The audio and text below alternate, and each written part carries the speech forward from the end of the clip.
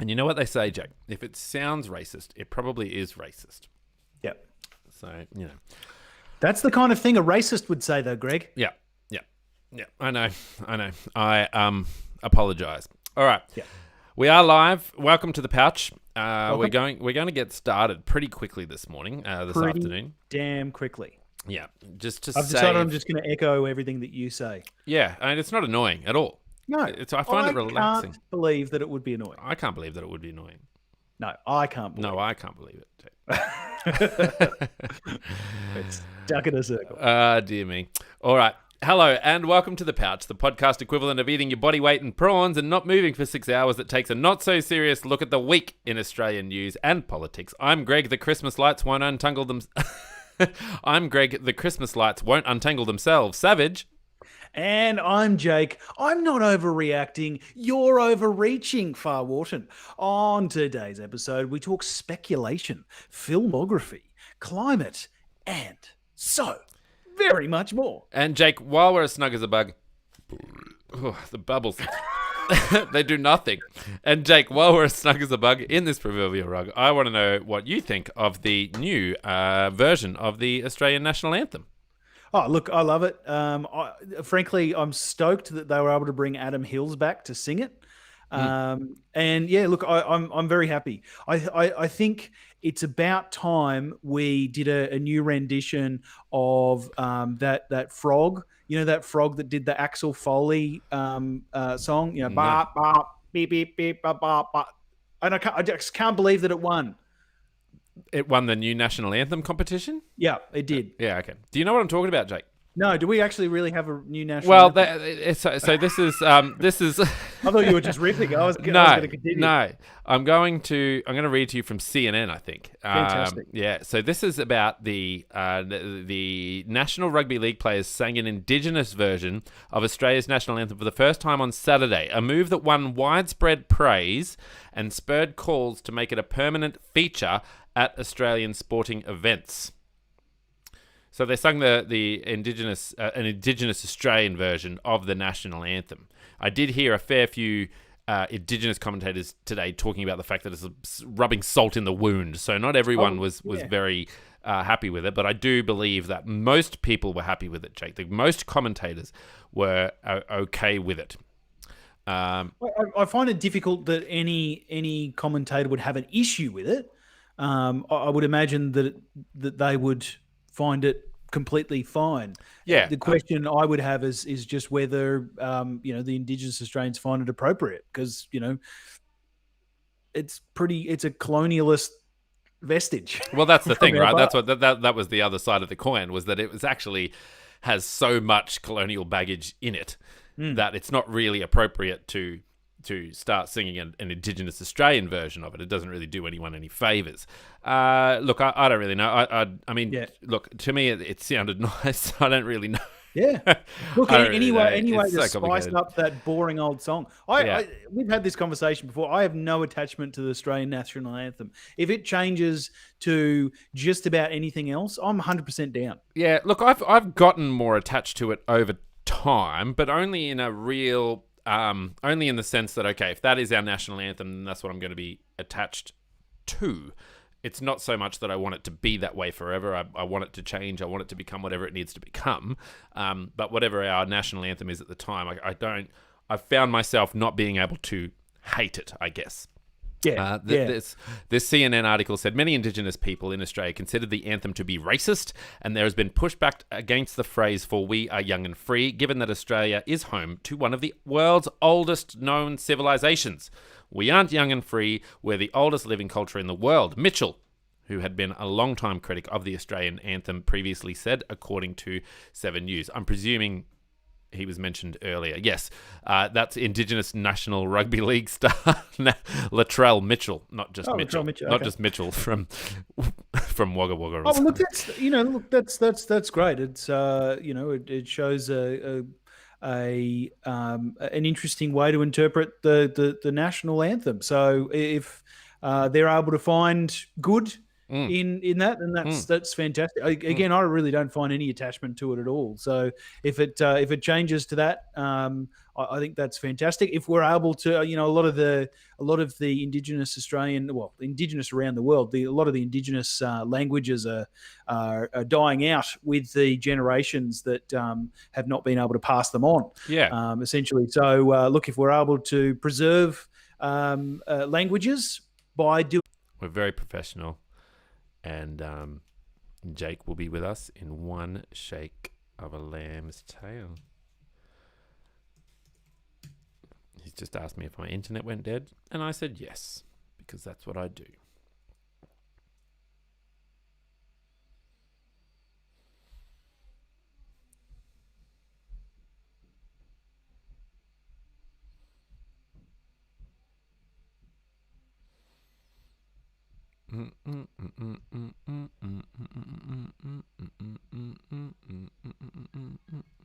Here he comes. Here he comes. There we go. It's such an Australian approach, isn't it, Jake? To not really care about that sort of stuff. I think sometimes, like it probably shouldn't be, but it's just sort of like, am I patriotic? I don't really know. Anyway. The thing that I would say is that I can't see your average Australian taking the time and energy that it would take in order to learn. The national anthem is not, it doesn't roll off the tongue, particularly words like Gert. So it's not as though Australians haven't struggled in order to just learn the current national anthem, which is in which is in English. Yeah. I'm not sure that the average Australian is going to go ahead and learn the Indigenous version of that song. But whether we can find a middle ground which is appropriate for both cultures, maybe that's the next step. I don't know. I really don't know. I don't know either, Jake. I don't know either. It's a complicated, convoluted issue, and one that we will need to continue speaking about. Now, Jake, in the mornings in my class, I listen to Squiz Kids, which is a news thing for kids. And this morning, something amazing happened, they said. So this is a literal quote from Squiz Kids, fantastic podcast for kids and news, to get them access to the news. It says, something amazing happened in the sky above Outback Australia early on Sunday morning.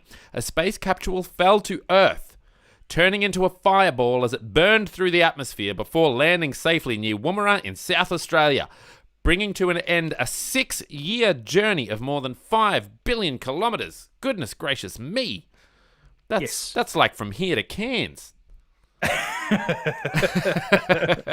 Been driving for 6 days. I'm still in the same state. Yeah. 5 billion kilometres. So what's the go with this thing? Where did it come from? Oh, it's really cool. So it was part of a Japanese Aerospace Exploration Agency's probe. Called it the Hayabusa 2 probe, and it was sent to the asteroid Ryugu. Yes. Some years ago, well, 6 years ago, obviously. And you may recall 6 years ago, it was some precision work. It went and snuck up on the tail of this asteroid, and then it carefully landed on the asteroid. Yeah. And essentially, it went and took it probed and took some material from the asteroid in order to, get some better detail for us living here on Earth around what is the primordial makeup of an asteroid. Right. And so this is bigger than just sort of finding. This was sent out there to ask some bigger questions about life. Well, a lot of these things, see, we try to infer what the makeup of an individual asteroid or an individual comet or an individual planet over the galactic horizon. We try to estimate what the makeup of that astrological body is, and often it's a guess that we will never be able to we will never be able to find out whether we are actually correct.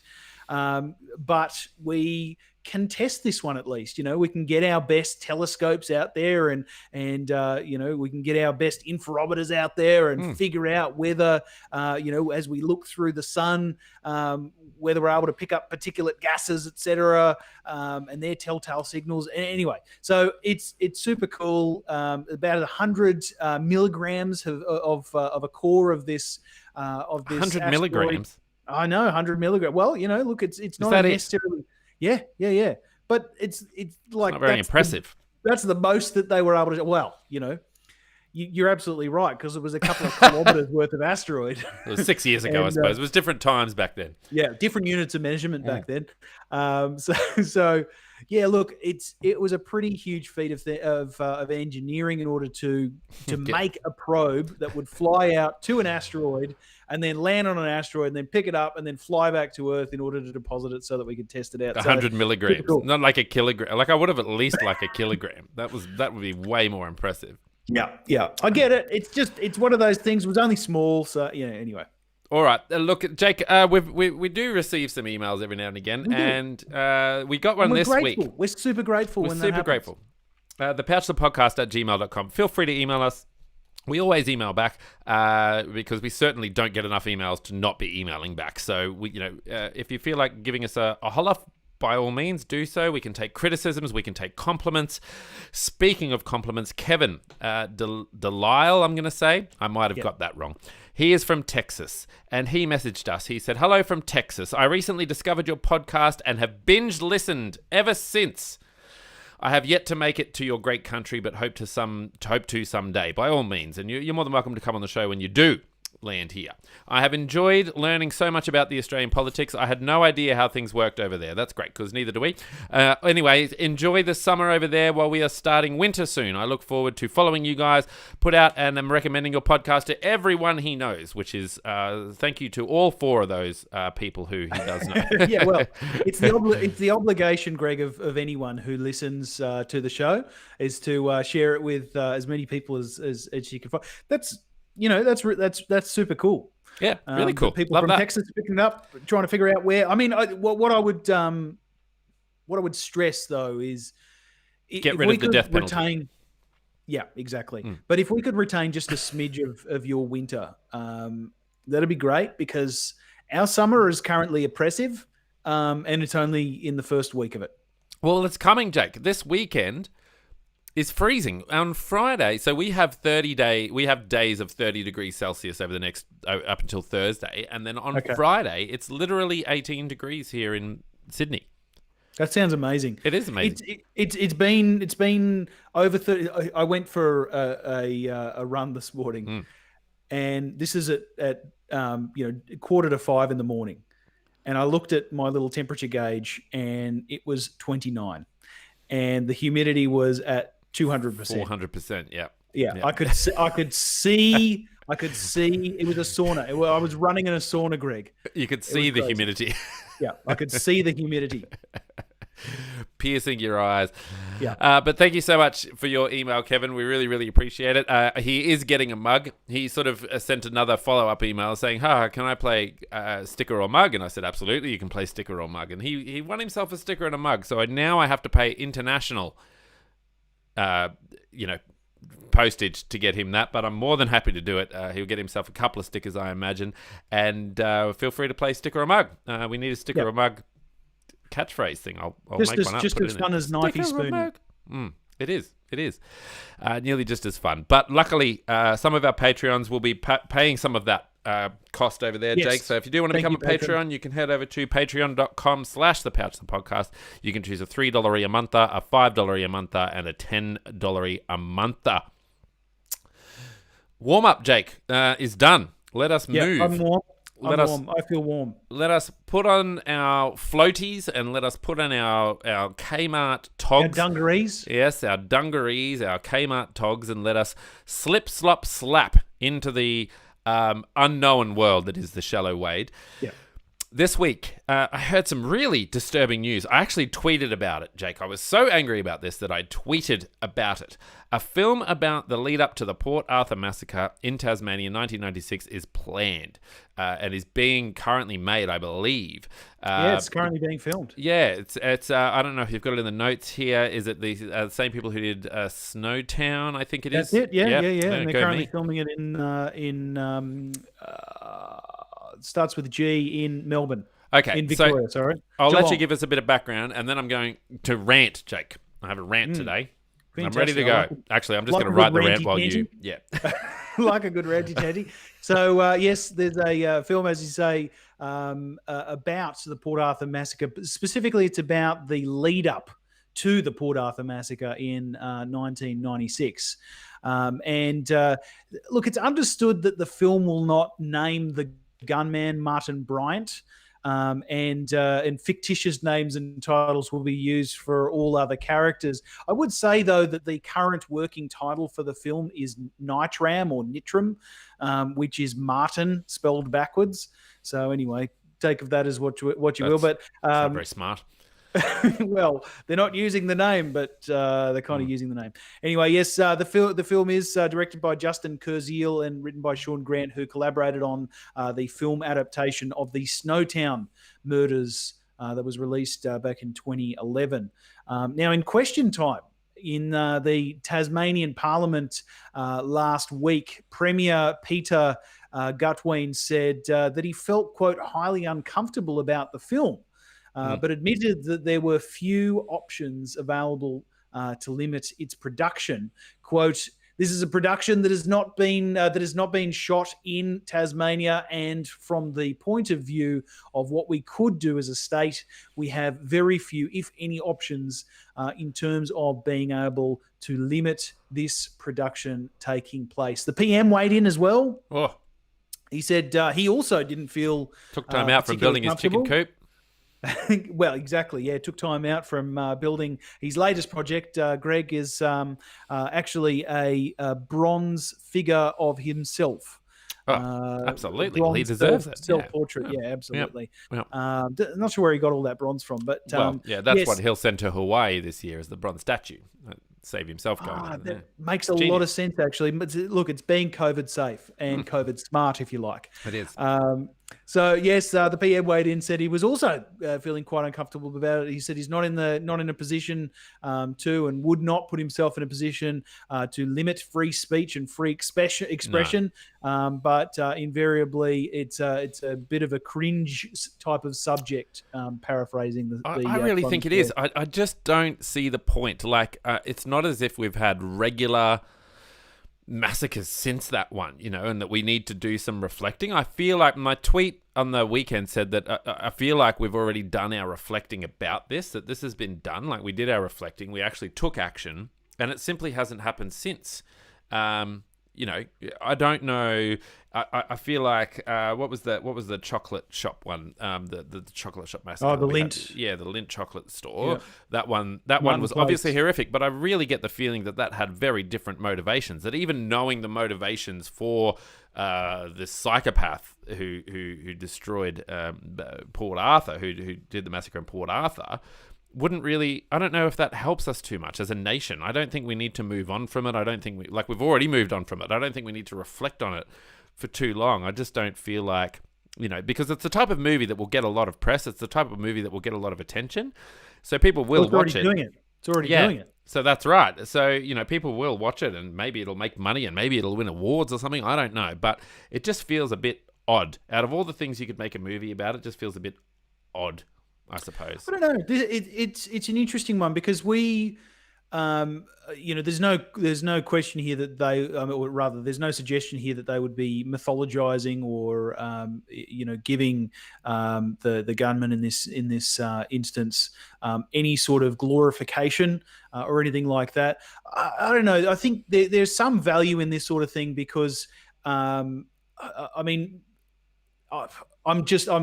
thinking conceptually here. I'm playing devil's advocate. Perhaps there's some value in showing the type of behaviors that are common to people who are about to commit heinous acts. I don't know. Maybe sure. that I just don't know if a does it movie is the help right the place to world do that. Like how accurate are they going to be, and even if they were accurate, it just doesn't feel right that it comes from a movie. Like if that's something you want to learn, well, go and read a psychology textbook or something.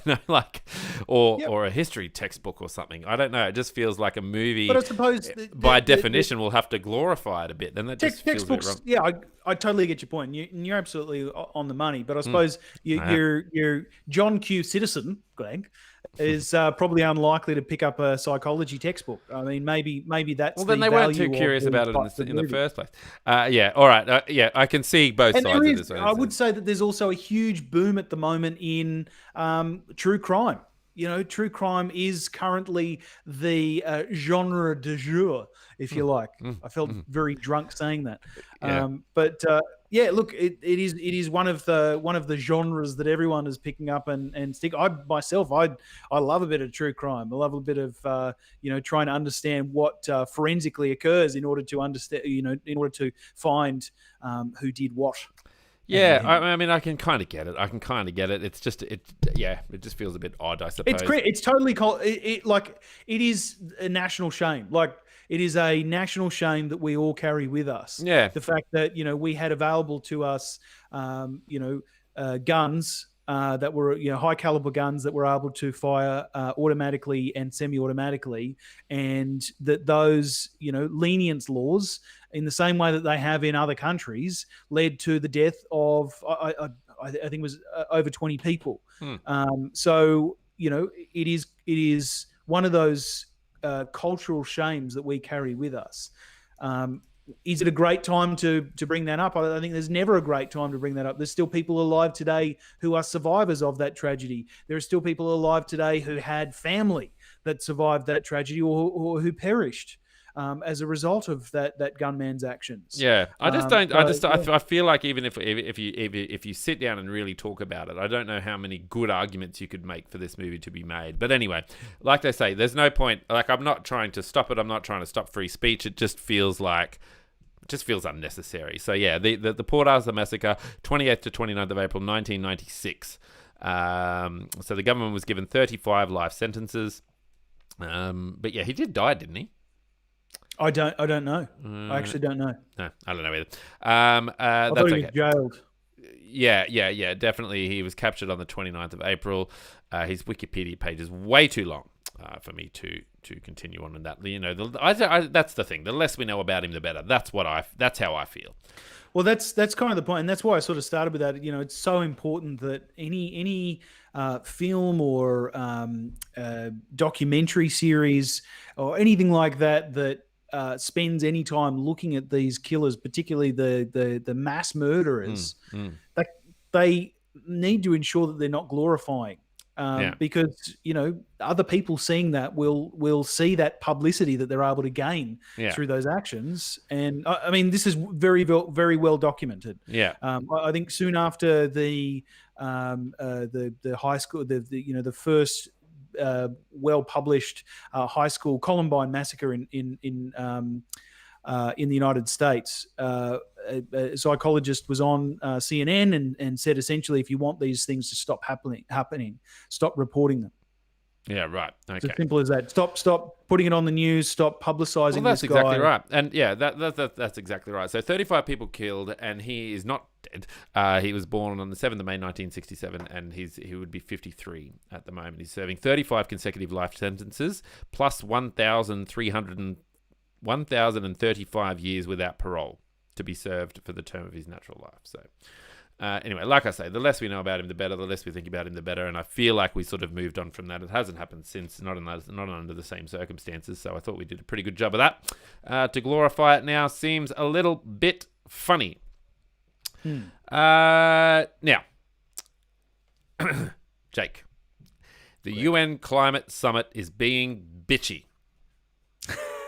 I wasn't sure whether you're going to say that. That term, I wasn't sure whether I was going to say it either. I don't know whether or not that term warrants, a non-G rating. Anyway, no, I the don't think so. British president Yep. of the next major. Oh, I see. I forgot to read on. The British president of the next major UN climate change summit has pointedly thanked Australians, states and territories for backing a goal of net zero emissions by 2050. Well, someone had to do it, didn't they? While did. urging unnamed others, wink, wink, nudge, nudge, including the Morrison government, to join them. Join us in a net zero party. Pledge. Jake. Okay, so what's happening here? Well, in a speech to an audience on midweek last week, Alok Sharma, which is the president designate, which means he's been elected into the position but hasn't started in it, of the COP26 or Copenhagen 26 summit in Glasgow, even. We'll just shorten everything, Jake. COP26, the Glasgow. the Glazzy. I love it. Yeah. Exactly. He's a member of Boris Johnson's Conservative cabinet. Said that more than 120 countries had announced carbon neutrality or net zero emissions targets, and had urged others to follow. Of course, it follows the British Prime Minister Boris Johnson physically picking up a telephone and calling his counterpart in Australia, one Scott Morrison, Greg, to say, I strongly encourage you, young sir, to also make a 2050 target or pledge of net carbon or net zero carbon emissions by 2050. Yep. But yes, Sharma said, quote, I would like to thank Australia's states and territories, which have all made commitments to reach net zero by 2050. And I urge all of you who have not already done so to join the Race to Zero campaign. It was widely acknowledged that what Sharma was doing there was to essentially say, hey, states and territories, you're forward thinking. Yes. You're forward thinking. Yes. And you're great leaders. Now, Speaking of leaders, you know what a leader should do? They should lead from in front. So it's such an interesting thing. Of course, there was a little bit of controversy in here as well. Queensland Liberal National Party Senator Gerald Rennick said the government, this is in reference to the Prime Minister Scott Morrison saying very recently in a business leaders meeting saying that Australia would probably not need to use the carryover credits that Australia negotiated. Cheating, as they call it. Exactly. Well, it is. It is indeed. Is it though? Because weren't you just able to use them? So I don't see how come it's cheating. Well, it's not that you were allowed to use them. So no other country's using them. But that doesn't matter. You were allowed to use them. Australia, once they made the rules. Once the Kyoto conference had shut down and it's all done, it's all gone, Australia's still there sitting at the table saying, look, guys, we want to burn some more. Okay, we really want to burn some more. Yeah, we did. We love it. For an extra several days, they were negotiating, trying to get the ability to essentially say, hey, we've already done the work and we're going to play catch up in the future. It is allowed under the scheme, but there we go. It's not cheating then, is it? No. It's just silly. It's just it's showing it's that same it's this old argument, right, Greg? Because you get the Prime Minister of Australia and many other backbenchers saying, why do we need to change? Because nobody else is changing. We're not going to be the first. But then it's also making yourself the last because everybody else has already done it. And all you're doing is sitting there essentially making a spectacle out of yourself. You're the drunk uncle in the corner. Okay, well, what about this one then? We are so on the 2nd of December, the Liberal Party of Australia posted on Facebook, and they said, we are beating our international targets. Australia's emissions are 16.6% below the level of emissions in 2005, the baseline year for the Paris Agreement. So and they have a big picture. And it says, Australia beats 2020 emissions target by 459 million tonnes. That's from the quarterly update of Australia's national greenhouse gas inventory from June 2020. Yeah, that's great. So we're good. Sure. We're, as Prime Minister Scott Morrison has said many times before, they're meeting and beating. Exactly. They intend to meet and beat. Great. That's all great, but it shows no strategy for the future.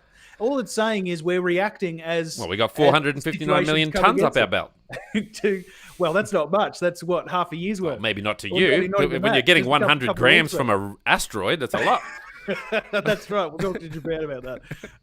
Look, it's one of those things that what this shows, what this failure to make a pledge, and I'm not suggesting that a pledge is going to fix everything, because it absolutely, seriously is going to do. It's not going to do anything itself, by itself. What it does do is it sets up an opportunity to create a strategy out of that, i.e., how do we get to net zero by 2050? What sectors do we need to invest in order to do that? What do we how do we need to transition our workforce in order to meet those demands of the new technologies that are going to drive energy into the future?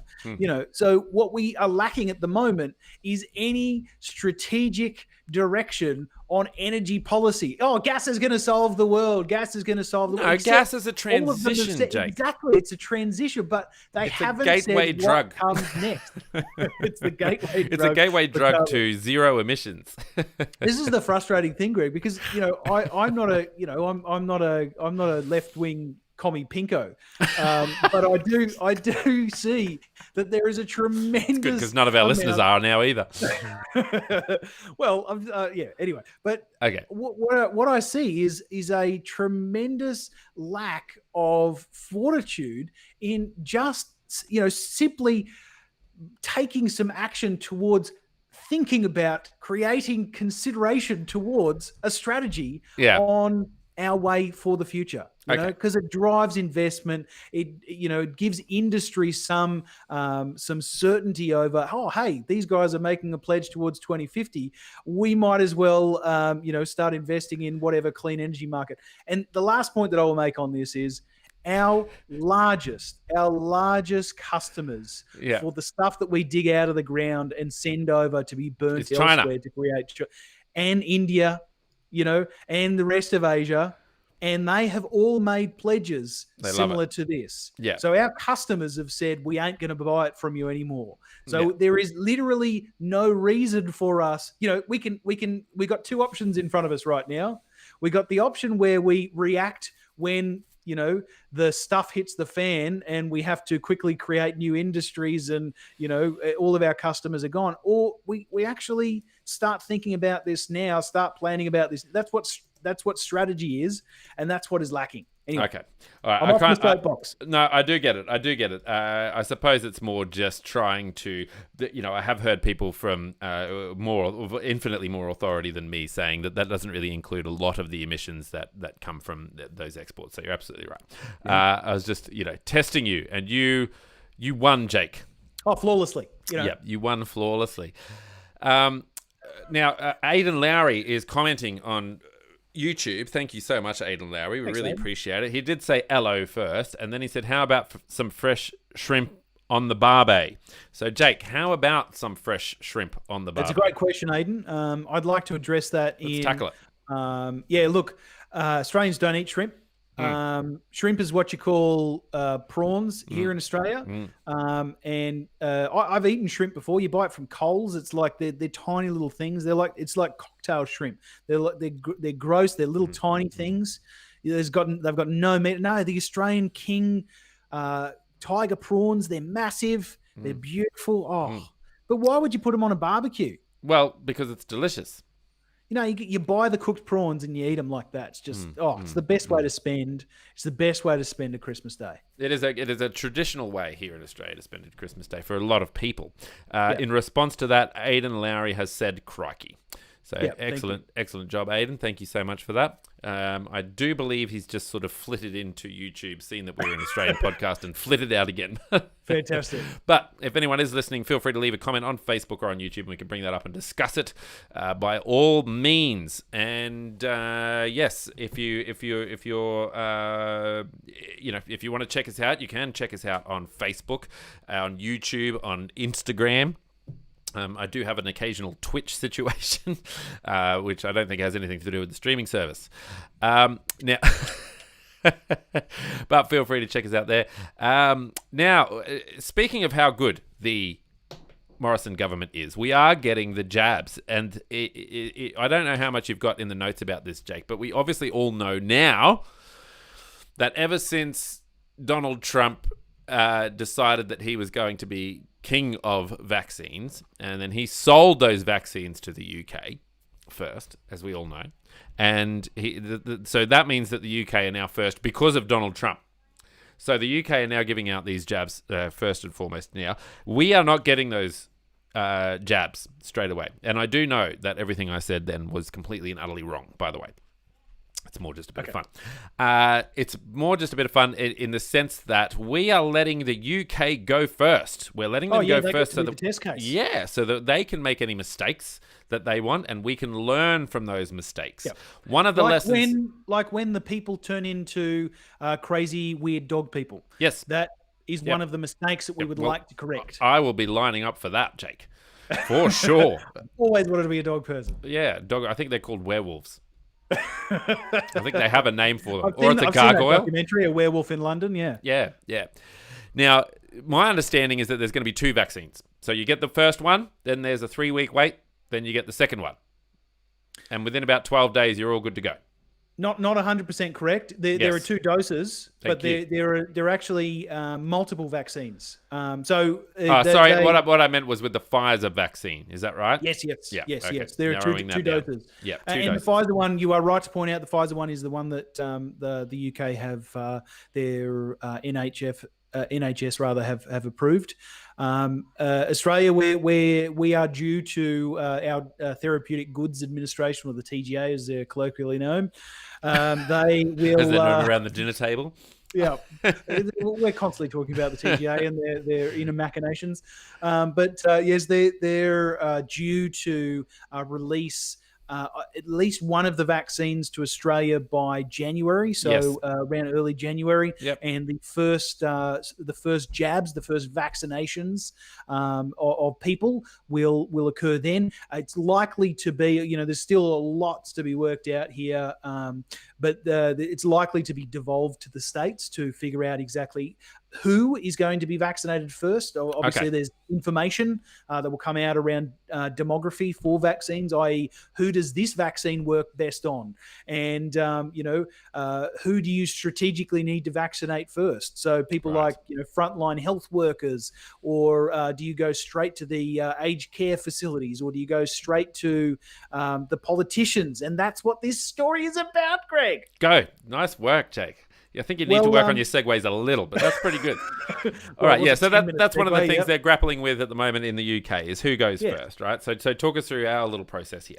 Well, among the first to take the vaccine in the UK is going to be the Queen, Greg. Excellent. The Queen herself. Yeah, great. Has put herself forward for. She's worked very hard for that. To be one of those werewolves, those aforementioned werewolves. That'd be great, wouldn't it? Wouldn't that be the best end to 2020? The Queen becomes a werewolf. The Queen has become a werewolf. Yeah. So good. Who saw it coming? Yeah. Us. Yeah. We saw it coming. Yeah. The reason for that is essentially they want to create a situation where, those who perhaps are a little bit reticent to get a vaccine, that they would feel safe and secure in doing so. Yeah. So the Queen is going ahead with that. And the Health Minister, Greg Hunt, has discussed the same issue with his opposite, Labor's Chris Bowen.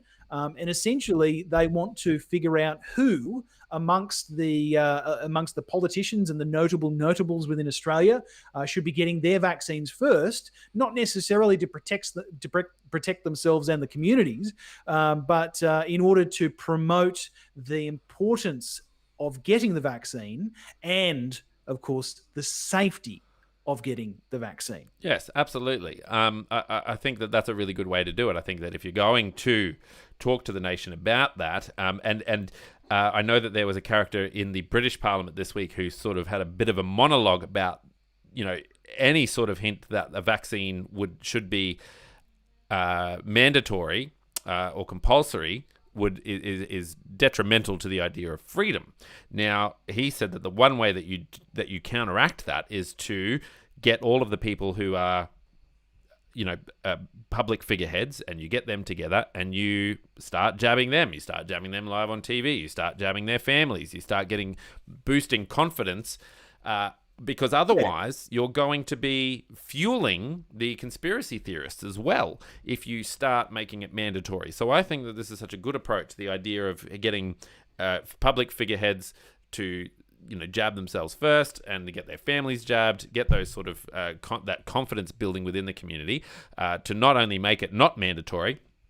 Not that I'm necessarily against that, but, the less mandatory things, I suppose, the better. And also to stop fueling those conspiracy theorists. What do you think about that?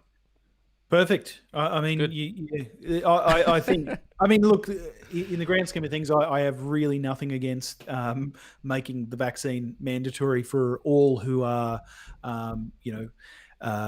essentially able to get the vaccine. It should always be, it should always enable an exemption on medical grounds. But I have zero issue. We have a requirement for mandatory vaccination for kids, or essentially if they haven't gone ahead with their routine vaccination schedule, then the parents lose their social services benefits.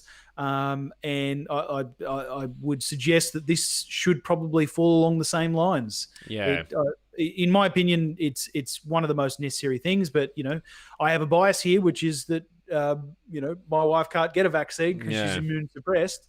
And I would love for her to be able to enjoy the great outdoors amongst people once again. Okay. All right. Well, that's pretty reasonable. We'll if you've got a comment about that, if you've got a comment about vaccine being mandatory, if you've got a comment about who should be going first or about how we should be rolling that out in Australia, please send us an email at thepouchthepodcast@gmail.com. We'd love to hear from you. Jake, a little one off the cuff, if I may. May I? Dude, please. I didn't want to miss this one because this was a big one from today. I'm hoping that you caught it. It was the changes to casual work, including options for permanency and leave loading proposed in new industrial relations reforms. And I did want to mention the fact that this is the final week of Parliament, which hasn't really sat this year. They've worked very hard. Hasn't sat a lot. No. This is the final week of Parliament, and they're trying to get this through. Coronavirus has dominated the year. And today not too different. However, they have mentioned that as Parliament sits, this is ABC News by political reporter Miss Melissa Clark. Thanks, Melissa, for giving us the fodder that we need for our podcast. As Parliament sits for its final week this year, the federal government will introduce its much anticipated overhaul of industrial relations laws, prompted by the upheaval of the coronavirus pandemic. The shakeup includes new arrangements for casual workers that could leave them with stronger rights for ongoing employment, but limit employers' liability on paying casual leave loadings as well as paying other benefits. And I do believe there's a big list of things changing there. I'll make sure I put the link for this in the thing. And I do believe that Labor and Greens are proposing some amendments before it starts getting changed. Oh yeah, well that's not that's at what all. They do. Exactly. That's their job is to check their homework essentially.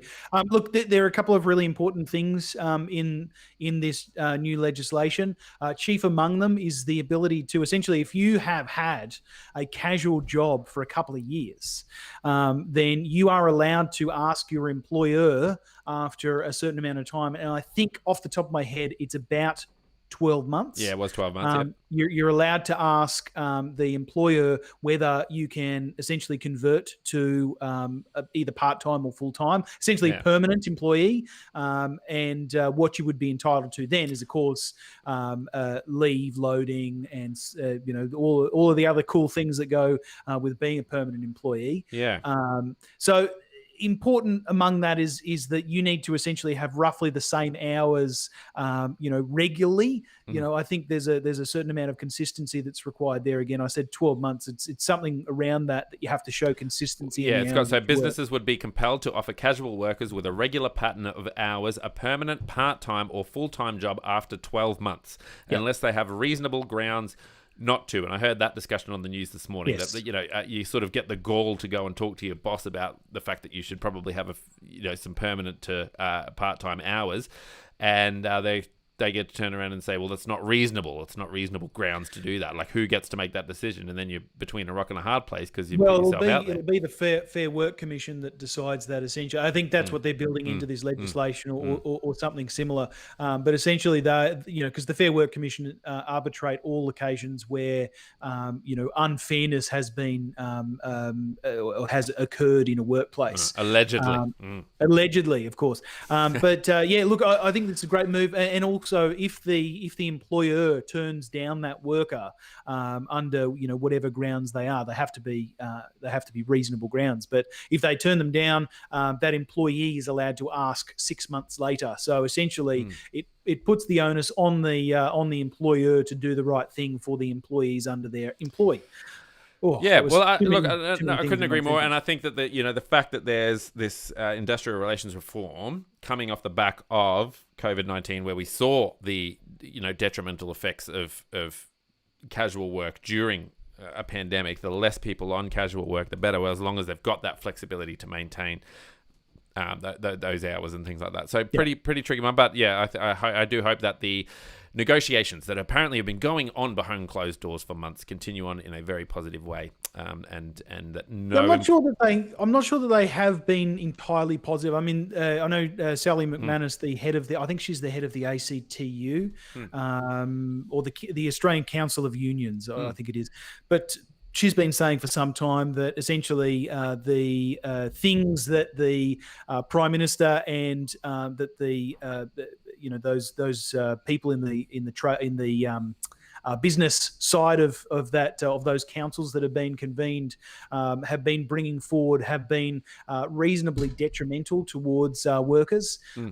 So the Prime Minister did frame this very early on in the discussion and said, look, we've got a major economic crisis here. We've got a major unemployment crisis, and this forces us to put all things on the table, things that would have been perhaps taboo at a time where work was more secure in the past, where we're being forced to bring these things to the table. Okay. Of course, those employment watchers and economists in those fields did sort of get their heckles up at that conversation, because that generally does precede the introduction of things like I don't know, work choices, which was something from not so long ago that saw the farewelling of former great Prime Minister John Howard, and saw many other people tarred and feathered with the work choices brush, such as the employment minister at the time, Tony Abbott, who then became Prime Minister. Right. What a heckles, Jake. Heckles, it's the feeling on the back of your neck that somebody's looking at you with malicious intent. Is it? Yeah, when you look at your dog and when they're scared, you can see that there's a patch of hairs on the back of their neck. They're colloquially referred to as the heckles, and they stick up. This is colloquial, right? Because I've just Googled heckled and it's not coming up.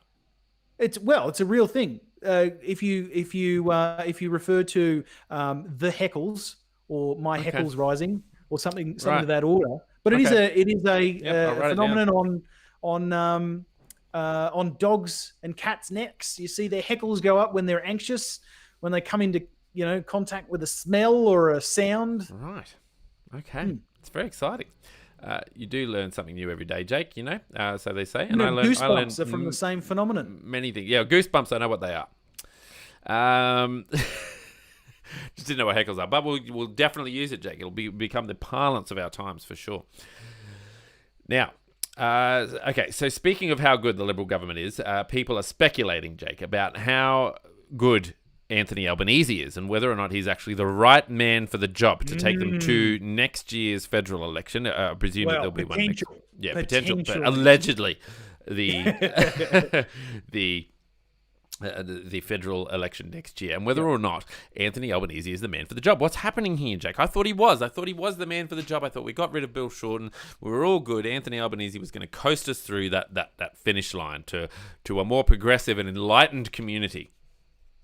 This is really a world where people have their own RFS jets to put out their own fires, Jake. A world where no one has to worry about casual work anymore. No one has to worry about being unemployed. Climate change. That's right. No one has to worry about climate change. Everyone's got a job. All coal miners have a job. All coal miners have a job. There's no transition to gas. It's a utopia, Jake. I thought Anthony Albanese was going to bring us this utopia.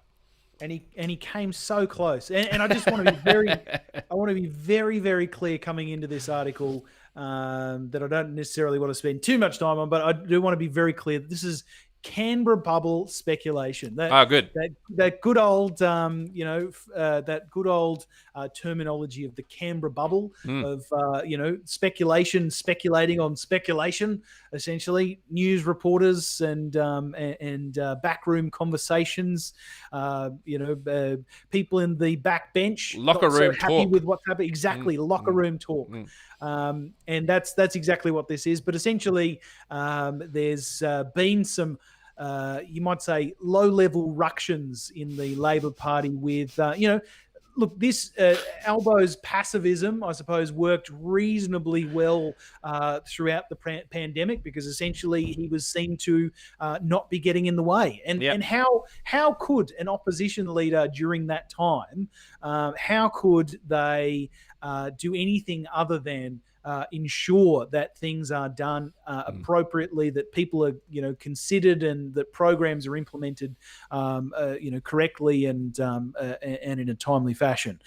So, and that's what he did. He stood back and said, "Look, we appreciate everything they're doing. We agree with it. It should be done." They did, of course, of course, stand up and say, these people should be counted and these people should get money. And, if you're giving it to these people, you should also give it to these, et cetera, et cetera. He pointed out the problems with certain packages. Yes. But there's a lot of people who credit them for sort of job seeker, job keeper stuff. Yeah. Absolutely. And I think that's rightful. I think that's correct to point that out.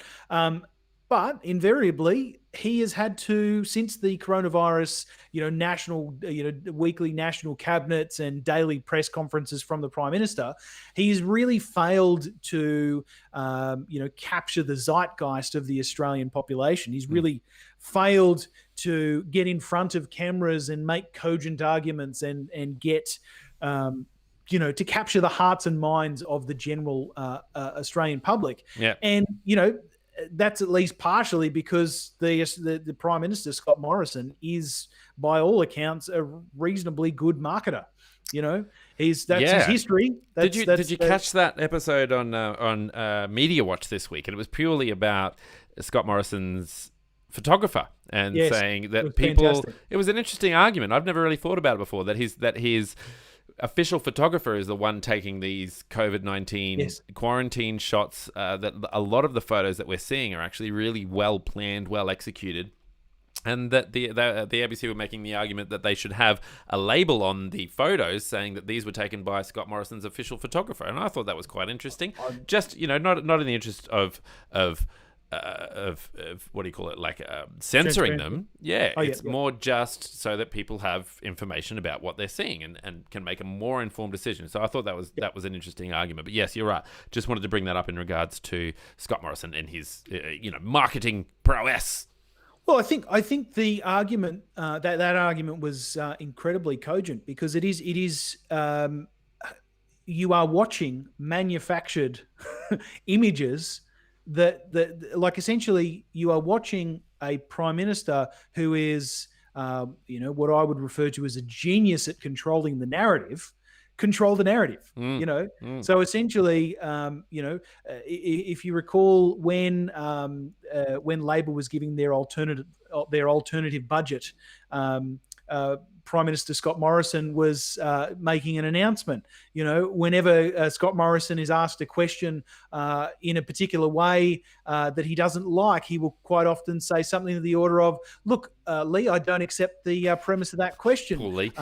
Because we've been doing X, Y, and Z, and therefore we've actually been addressing that. We're meeting and beating it." Yeah, it's the new one, isn't it? Okay. So I tend to agree. I tend to agree with you in the sense that Anthony Albanese, to me, hasn't, as a lay person who dabbles in politics every now and again, hasn't really grabbed me in terms of what I'm looking for in a leader at the moment, and that's changed over time. But it's like, well, you're going to have to present something a little different to what you are presenting at the moment if you're going to get people fired up enough to vote against Scott Morrison, who's riding high in the polls, who's getting us through the coronavirus, who's got, debatable whether or not he got us through the bushfires, I suppose, but certainly made some mistakes. But people seem to be forgetting about that now, and this summer, be pretty smooth sailing, hopefully for him. But anyway, my point is that it's a challenge for Anthony Albanese to get cut through. To cut through and to get people motivated enough to vote against Scott Morrison. And I don't get the sense he's doing that very well. I don't, but moreover, I struggle. Kevin Rudd's doing a better job. Well, and I was going to make exactly that point. He's not Kevin Rudd, and Kevin Rudd, say what you like about him, he's not overly charismatic, but he is. He always had his finger on the pulse of whatever thing that it was. In the same way that that Scott Morrison controls the narrative, he controlled the narrative.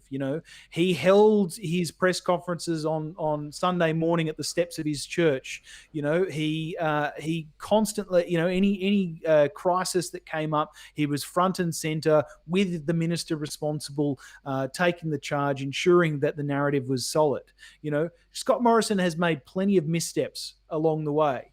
But the fact is that he is able to either twist or completely create some situation where he's able to move the Australian public past that thing, reasonably quickly. We'll probably never forget what happened in Cobargo in the bushfires, the forced handshakes, etc. But invariably, he did make up for that. It looks like he learned his lesson through his leadership that he showed throughout the coronavirus pandemic. But invariably, this is the thing. Anthony Albanese does not appear to be able to cut through in order to be part of the alternative. He's not seen currently as the alternative. He's seen as some other guy. The question I would have is there anyone else in the Labor Party that is able to garner that level of, Australian public support? And I honestly don't. Well, Penny Wong is, she's incredibly smart. She's incredibly articulate, but she's also a senator. She's not in the House of Representatives. Okay, all right. Well, I don't know. That's not a prerequisite, but it is one of those things. There are others. Yeah, I'm sure there are. If you do have any ideas about that, please send us an email at thepouchpodcast at gmail.com. If you've got some ideas about who would be a wonderful person to be the next leader of the Labor Party. Can you put a sec? Yes, absolutely. All of those people. Santa. Why not? Yeah. Why not? Yeah. That's the thing, right? It's that Scott Morrison is riding so high in the polls at the moment that something as dreadful as what was happening to Gladys Berejiklian over the last few months has happened, and they've just been able to brush it off. They've been able to say, look, this is not, turn the other way. Don't worry about it. Nothing to see here, because everyone's sort of listening to Scott Morrison as authority and with authority, and it's a challenge. Yeah. Agree. Okay. All right. Are you happy to leave that there, Jake? Sure am. All right. We just ticked over the 1 hour mark, so thank you so much for those of you who were listening today. Jake, when our listeners have finished untangling their own Christmas lights and putting up their own Christmas lights, what would you like them to do?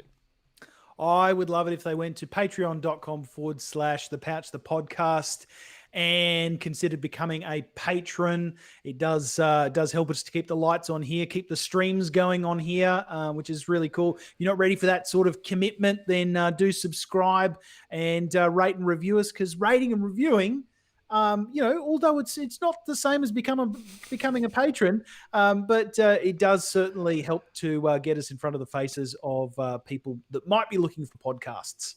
Absolutely, and especially around this Christmas time when people have got some time to sit down and relax and listen to podcasts. Get onto the pouch. Be like Kevin Delisle, who tells all of his friends about the podcast. All of his friends, and I'm sure that when he shares the love to his friends and families and foes, that he tells them to go to thepouchthepodcast.com, where they can choose their favorite podcast player of choice and subscribe or listen or rate and review or yell at us that way. I really don't mind what you do. Feel free to send me an email at thepouchthepodcast@gmail.com and play sticker or cup or sticker or mug or whatever it's called, and I'll send something your way for Christmas. What a delightful Christmas gift. Yeah, agree. Jake, I think we're nearly 1 year in. I think next I week think I've got might a be it. present for the listeners. I think you For do. that 1 year in. I think you do, Jake. It's very exciting. Now, if we can talk as though this isn't the end of the show and I can maybe somehow edit this into the middle of the show, that'd be great. That'd be great. Jake, do you want to tell us a little bit about what you've got coming up for our 1 year anniversary? Well, Greg, this is something that I have toiled on for several minutes, and I was able to do something creative. Listeners of the show might know, or they might not, because I've never really discussed it. But I do like doing musical things. I am somewhat musically inclined.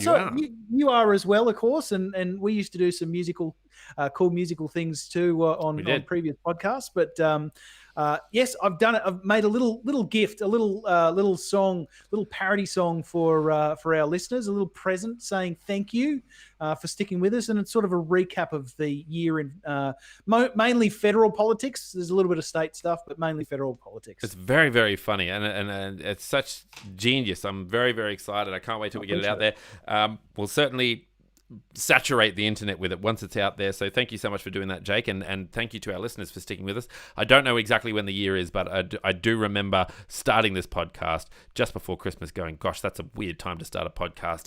I did actually, I was thinking the other day, we should be able to go by the episode numbers, i.e. episode 52. Well, I don't think we can because I restarted.